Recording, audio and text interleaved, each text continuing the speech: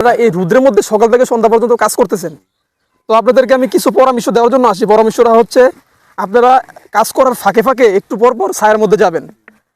আপনারা যে যার কাজে আছেন উনি যাই বলুক, আপনি একটু পর পর ছায়ার মধ্যে যাবেন। আসসালামু আলাইকুম ওয়া রাহমাতুল্লাহ। ওয়ালাইকুম সালাম। ভালো আছেন আপনারা সবাই? আলহামদুলিল্লাহ। রুদ্রের মধ্যে কাজ করতেছেন, আপনারা অনেক কষ্ট করতেছেন দেখতেছি, কারণ এত তাপের মধ্যে মানুষের ঘরের মধ্যে থাকাটা অনেক কষ্টকর। যারা আপনারা সকাল থেকে সন্ধ্যা পর্যন্ত এই রুদ্রের মধ্যে কাজ করতেছেন, তো আপনাদের জন্য কিছু আমি ঠান্ডা পানিও আনছি, বুঝছেন? এটা মজু, এটা হচ্ছে কোম্পানিটা হচ্ছে বাংলাদেশের। এই মজু যদি আমরা খাই, খাওয়ার পরে এক বোতল থেকে আপনার 1 টাকা ফিলিস্তিনির তারা পায়। এর জন্য মজু নিয়ে আসলাম আর আপনাদেরকে খাওয়ানোর জন্য, বুঝছেন না? আর আপনাদের সময়টা একটু নষ্ট করলাম, মনে কিছু নিয়েন না, ঠিক আছে? আপনারা মজু খান। আমরা কৃষক মানুষ, আমাকে মাঠে ঘুরতে হ্যাঁ, মাঠে কাজ করতে হবে, এই বিদায় হ্যাঁ, বাংলাদেশ রক্ষা করতে হবে, আর কাজও করতে হবে, সবকিছু করতে হবে। আর এই রোদের মধ্যে মানুষে বলছে, এই যে বাংলাদেশের বলছে, কিছু বিশেষজ্ঞ বলছে যে আপনারা রোদের মধ্যে যাতে না যাওয়ার জন্য হিট স্ট্রোক করে, মানে রোদের কারণে স্ট্রোক করে অনেক মানুষ মারা যাইতেছে।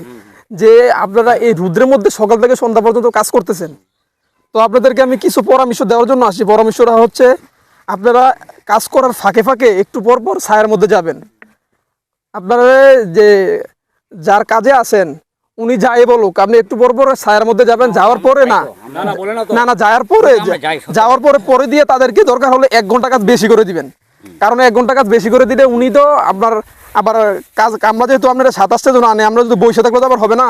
তো আপনারা পরে দিয়ে আবার 1 ঘন্টা কাজ বেশি করে দিবেন, সমস্যা নাই, বুঝছেন? ছায়ার মধ্যে যাবেন, গিয়ে আপনারা করবেন আর কি, জিরানের পরে এরপরে আইসা আবার কাজ করবেন, ঠিক আছে? করছি তো। হ্যাঁ, এইটাই। এটা আর না হলে আপনাদের শরীর যদি অসুস্থ হয়ে যায়, তাইলে তো আপনারা কাজ করতে পারবেন না। নেন।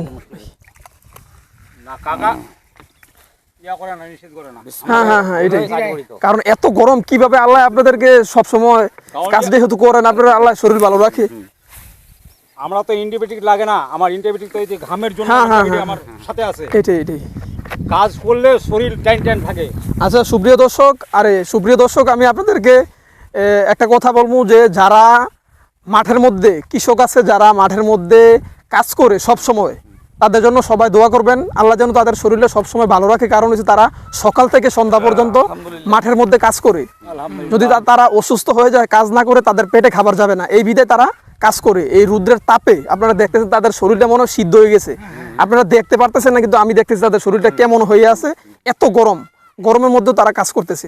সুপ্রিয় দর্শক, সবাই ভালো থাকবেন, সুস্থ থাকবেন, আর তাদের জন্য দোয়া করবেন। আর যদি আপনারা পারেন, তাদেরকে ঠান্ডা পানি বা যার যতটুকু তৌফিক আছে তারা খাওয়াবেন। সবাই ভালো থাকবেন, সুস্থ থাকবেন। আসসালামু আলাইকুম ওয়া রাহমাতুল্লাহি ওয়া বারাকাতুহু। ঠিক আছে ভাইয়া।